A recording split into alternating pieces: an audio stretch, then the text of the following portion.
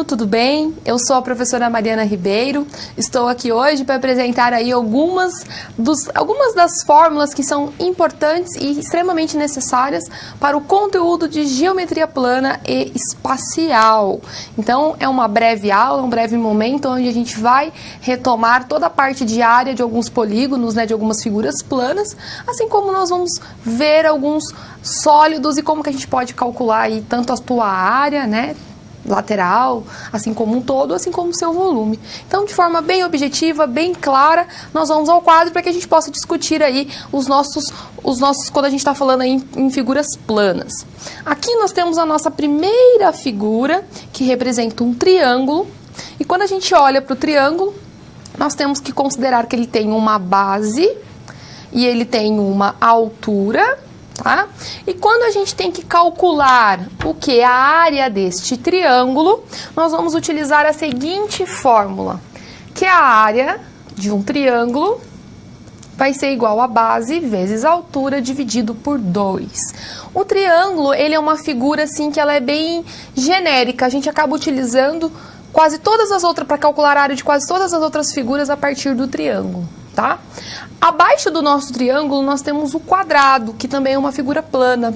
E se nós queremos calcular a área de um quadrado, relembrando que o quadrado é uma figura que tem todos os lados iguais, então nós podemos chamar os seus lados de L, generalizando aqui. Então, nós temos que a área do quadrado é L vezes L. E L vezes L é o mesmo que eu escrever L elevado ao quadrado.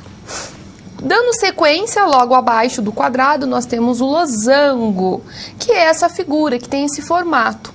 Quando estamos falando do losango, nós temos que considerar que ele, além de ter aqui os 4 lados iguais, ele também tem uma diagonal maior e uma diagonal menor, que são denominadas pela letra D maiúscula como a letra D minúscula. Se eu quero encontrar a área do losango, nós temos que fazer diagonal maior vezes a diagonal menor, dividido por 2. Dando sequência na figura que está aqui acima, nós temos o retângulo. O retângulo difere somente as nomenclaturas do quadrado, onde nós vamos ter um lado que será a sua base, que nós vamos chamar de B. Aqui nós temos uma altura, que estamos chamando de H, ou seja, a gente tem comprimento e largura, né, no nosso retângulo. E a área de um retângulo vai ser base vezes altura. Dando sequência, logo abaixo nós temos o trapézio. O trapézio é a figura que tem essa representação aqui geométrica. E quais são as especificidades de um trapézio? Quando eu estou falando de trapézio, nós temos uma base maior, que está sendo representada por esse B maiúsculo. Nós temos uma base menor, representada pelo B minúsculo. E nós temos uma altura, descendo perpendicularmente aqui a minha base, né? Nós temos uma altura que está sendo representada pela letra H. E quando eu quero encontrar a área do trapézio, lembrando que se eu estou falando de trapézio, isso serve para todas as figuras, se eu estou falando de área, nós estamos falando de todo o preenchimento interno desta figura, tá? Que representa a área. Lembre-se, quando estamos falando de perímetro, é a soma das medidas de todos os lados. A área é o preenchimento como um todo, tá? Só retomando. Então, se eu quero achar a área do meu trapézio, voltando aqui, né, para o trapézio, a área dele vai ser base maior mais a medida da base menor vezes a altura dividido por 2.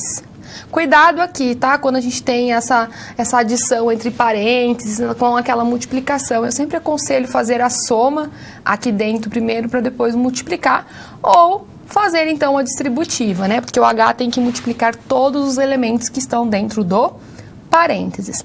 E por fim, aqui ainda nós temos o círculo.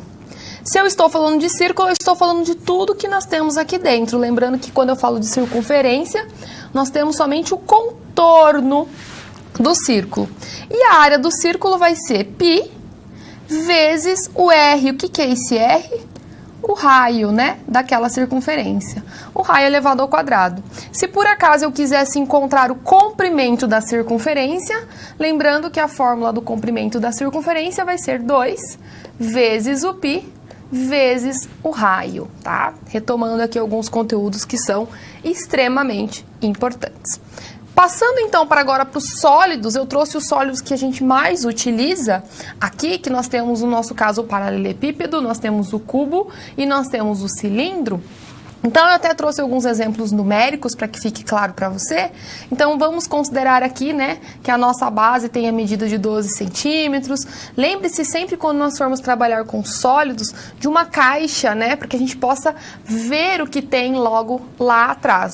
Então, se eu quero encontrar a área somente do que tem na lateral, vamos pensar numa caixa. Então, eu vou ter que fazer, o que nós temos aqui? A área desse retângulo, que é 12 vezes 4, tá? 12 vezes 2, que é o que nós temos ali. Depois nós temos o 4 vezes 2, que é essa região lateral aqui. E nós vamos multiplicar tudo isso por 2. Por que nós vamos multiplicar por 2? Porque aqui nós temos a parte de trás também dessa caixa. E se eu quero a área total, então nós vamos somar a área das duas bases mais a área lateral. Por que duas bases? Porque nós temos a parte de cima e a parte de baixo da nossa caixa, tá? Dando continuidade, se eu quero encontrar o volume vai ser a área dessa base, que vai ser aqui no caso 12 vezes 4, vezes 2, que é a minha altura, tá? Só trabalhando alguns exemplos.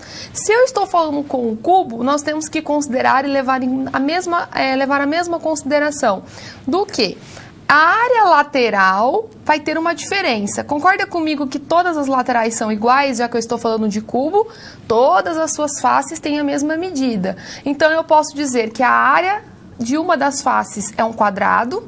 Então, 3 vezes 3,2 vezes 3,2, 3,2 ao quadrado, multiplicado por 4, porque nós temos 1, 2, 3, 4 faces laterais. E depois nós temos ainda que somar com as suas bases. Então, a área total seria 6 vezes a área de cada uma das faces.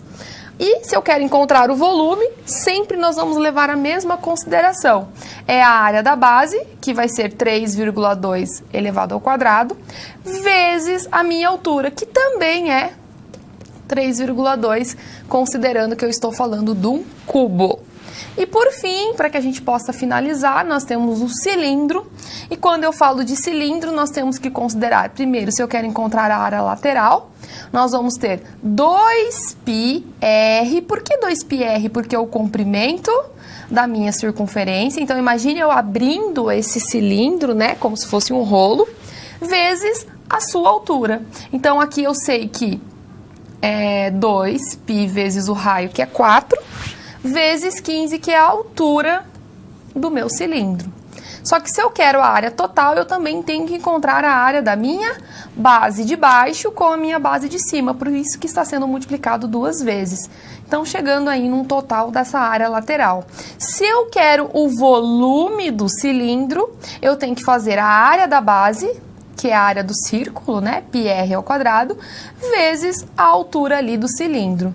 Então, vai ser π vezes 4 ao quadrado, que é o raio, vezes 15, que é a altura. Então, chegando aqui, trazendo para você alguns resumos de como que a gente pode calcular a área de algumas figuras planas, assim como a área lateral, né, a área de uma forma como um todo e os seus volumes. Eu espero que tenha ficado claro para você de uma forma bem sucinta e resumida, somente uma revisão para que a gente possa retomar então as fórmulas principais que envolvem a geometria plana e a geometria espacial.